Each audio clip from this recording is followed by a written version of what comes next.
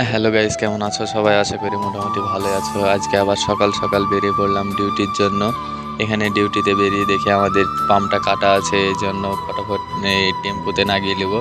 তো টেম্পুটা আসছে, এবার পাম্পটা লাগিয়ে নিই, তারপর পাম্পটা লাগিয়ে বেরিয়ে পড়লাম সকাল সকাল। তারপর এখানে সাইডে পৌঁছে দেখি এখনো সিলাপি রেডি হয়নি, অনেকক্ষণ টাইম লাগবে, এই জন্য বসেই থাকলাম। তারপরে পাম্প টাম সেটিং করে তারপরে ভাটিকাল মারতে লেগে পড়লাম। ভাটিকাল মারা ফারা কমপ্লিট করে তারপরে আবার টিএম এর অপেক্ষায় বসে থাকতে হবে এখন। তারপর আমাদের এখানে টিএম চলে আসলো, এবার টিএমটা ফটাফট লাগিয়ে তারপরে কাজ চালু করে দিব। আমাদের অপারেটর এখানে টিএমটা ভিড়াচ্ছিল আর আমরা চলে গেলাম স্ল্যাব ঢালার জন্য।